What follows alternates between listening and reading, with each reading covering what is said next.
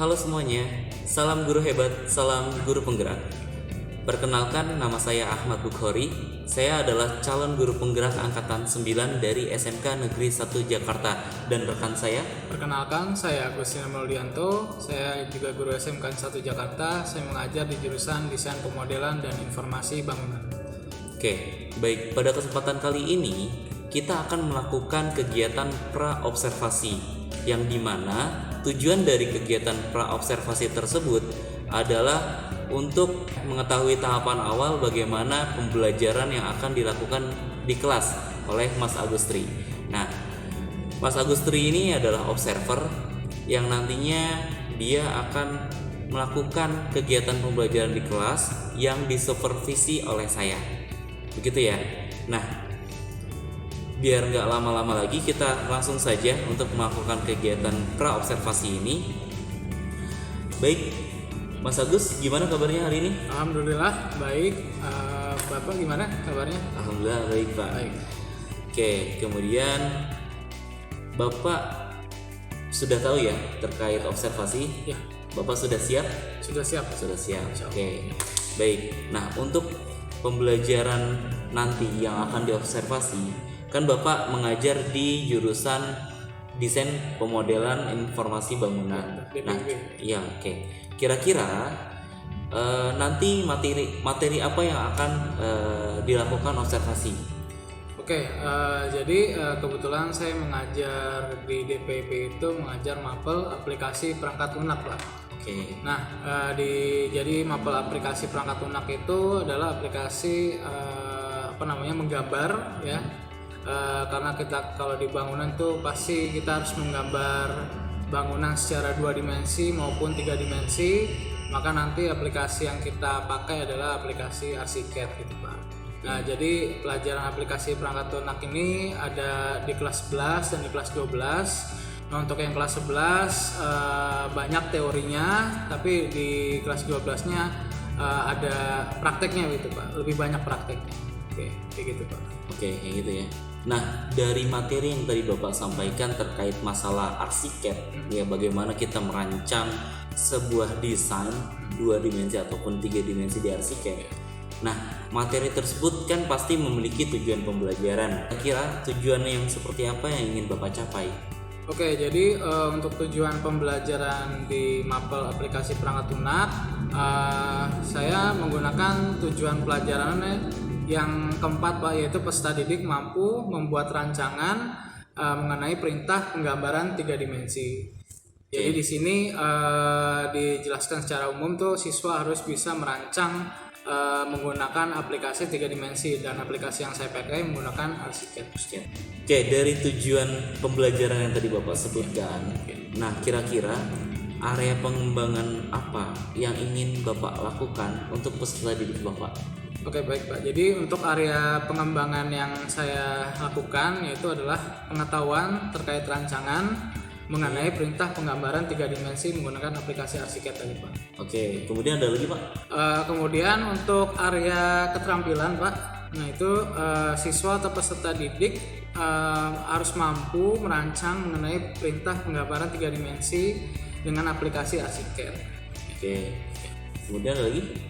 Kemudian untuk yang area kepribadian ya, khususnya peserta didik atau siswa itu mampu mencapai percaya diri, Pak, rasa percaya diri, dan mampu berkolaborasi dengan temannya dalam melakukan perancangan menjadi perintah penggambaran 3 dimensi dan aplikasi ada ArchiCAD gitu, Pak.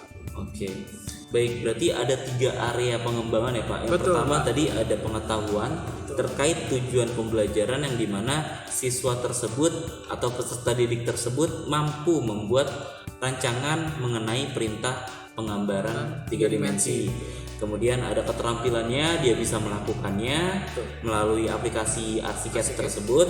Kemudian yang terakhir adalah kepribadian terkait percaya diri dan kolaborasi. Nah, kalau boleh tahu nih, Pak, terkait strategi apa yang nantinya Bapak lakukan ketika melakukan pembelajaran tersebut? Oke, baik, Pak. Jadi strategi pembelajaran yang akan saya terapkan nanti adalah pembelajaran yang berdiferensiasi. Oke. Ya, yang mana saya sudah menyiapkan materi ajar yang mengakomodir siswa memiliki kemampuan belajar berbeda, baik menggunakan metode auditori atau ceramah ya, kemudian juga metode visual dengan saya memberikan video tutorial, kemudian juga dan kinestetik, yaitu dengan praktek langsung menggunakan aplikasi Arsiket.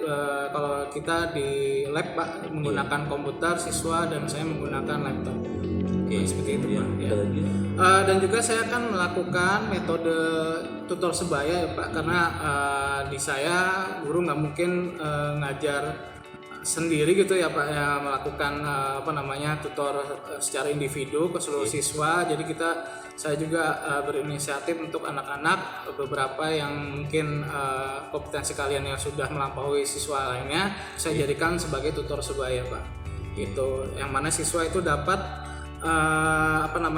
meningkatkan kepribadiannya pada dimensi percaya diri, kemudian kolaborasi dan rasa peduli kepada temannya.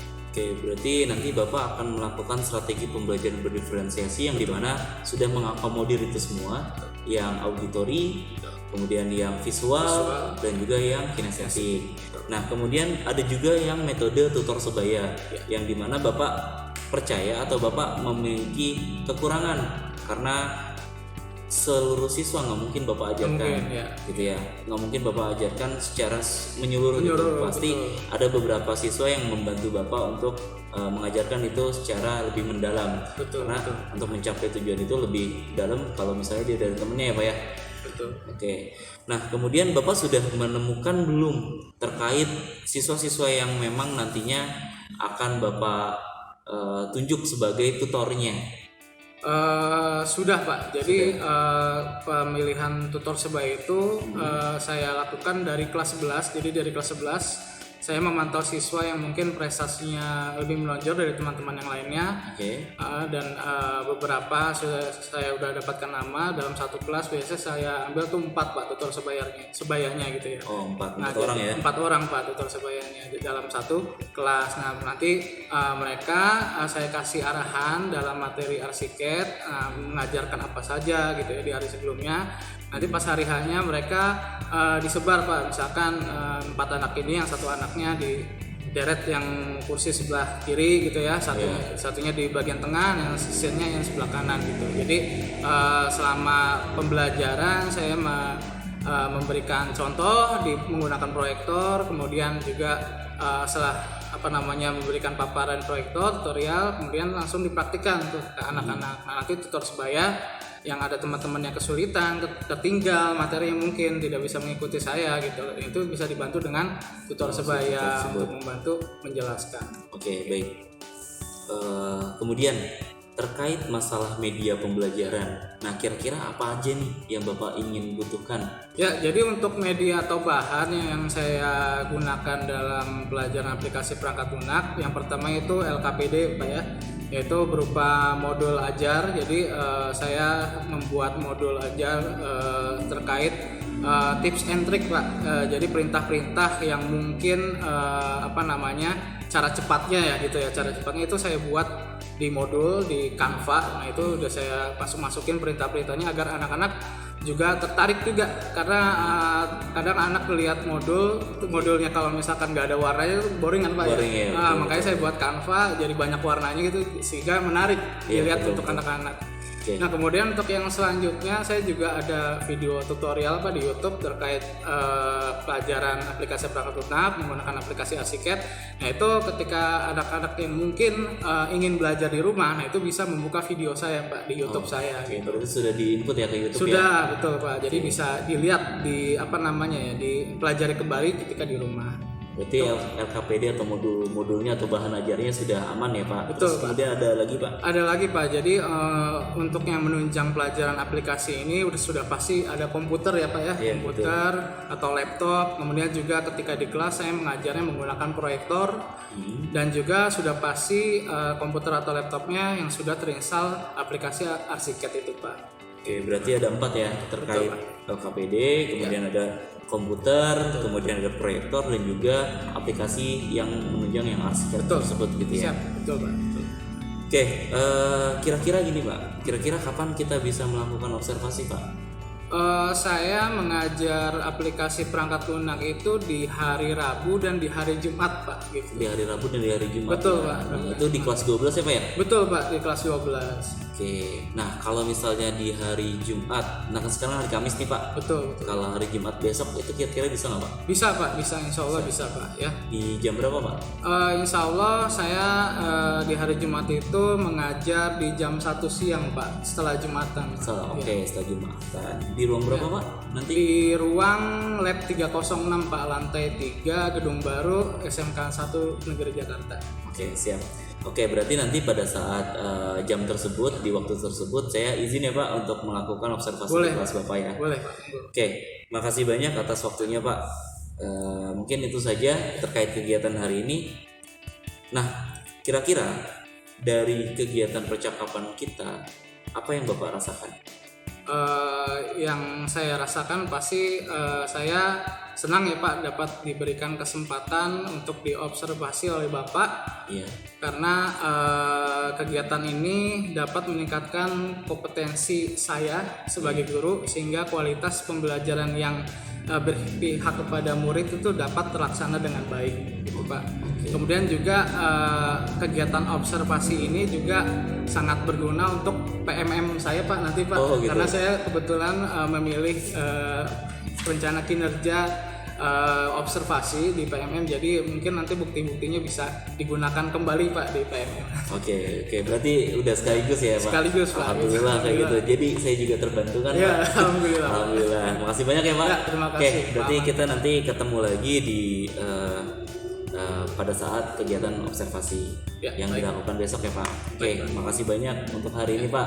Saya izin pamit ya Pak ya. Iya Makasih. Pak. Assalamualaikum warahmatullahi wabarakatuh. Waalaikumsalam warahmatullahi wabarakatuh.